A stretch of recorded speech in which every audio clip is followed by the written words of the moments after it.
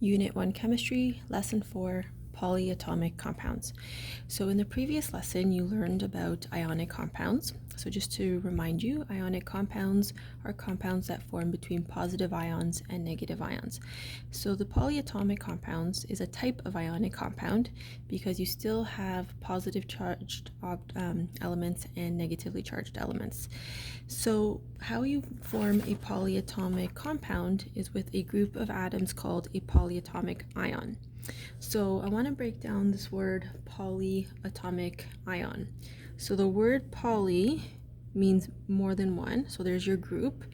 Your atom means atom. And ion is another word for charged. So it's a group of atoms that stays together and carries an overall charge. So in this chart here, you have some examples of polyatomic ions. So this is the name, this is the formula, and that is the ionic charge. If you look at the periodic table that I attached to the previous lesson, there's a box here that has many more polyatomic ions. These are the ones that we will be focusing on in grade 10. You don't have to memorize them. When you need to use them, you can refer to your periodic chart of ions. So the first one is called nitrate. So its chemical formula is NO3-.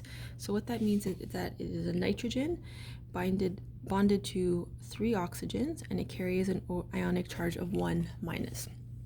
Hydroxide has a formula oxygen and hydrogen, also has a charge of 1-. Bicarbonate or hydrogen carbonate, that's what this is called. So you can call it bicarbonate or hydrogen carbonate. So it's a combination of hydrogen, carbon, and oxygen with an ionic charge of 1-.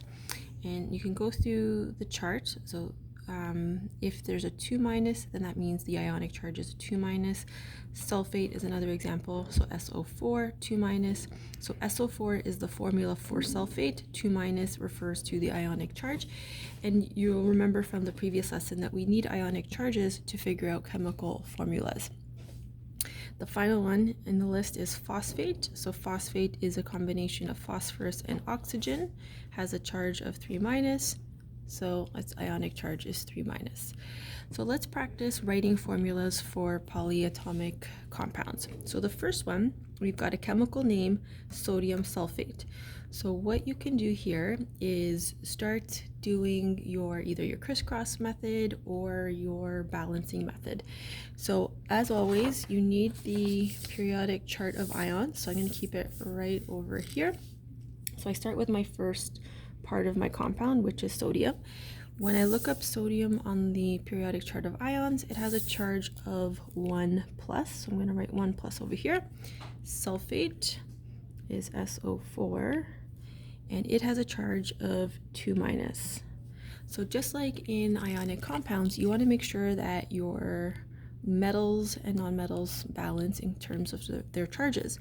So if sulfate is 2-, then sodium has to be 2+. So in order to do that, I'm going to have to add another sodium. So when I write my chemical formula, it's written like this. So sodium is my first element.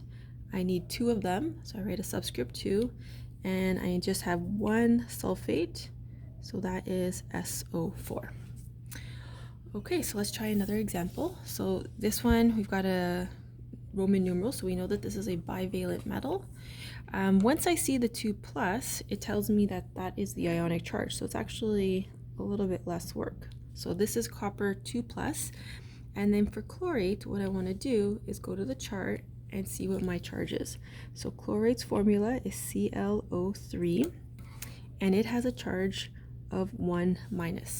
So if I want to balance out my charges, I have to have another chlorate. So when I write my formula, I have to write down what I need. So I need 1 copper, so it does not require any subscript. But chlorate, I need 2 of them. So when I have to put a subscript on a polyatomic ion, I have to use brackets. So ClO3, and then close the bracket, and then the 2 goes on the outside. All right, let's try another one. So calcium hydroxide. So calcium is Ca. I go to my periodic table, it is 2 plus. So I write 2 plus. Hydroxide, I look at my chart, it's OH, and it is 1 minus.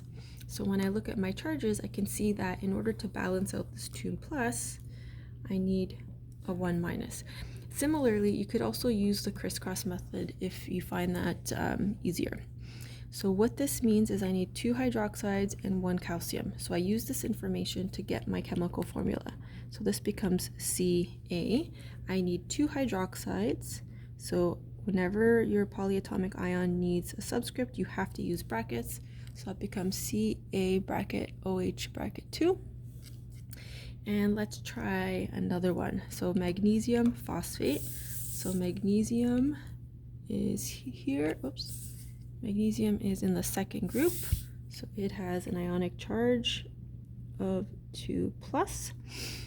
Phosphate has a charge of 3 minus.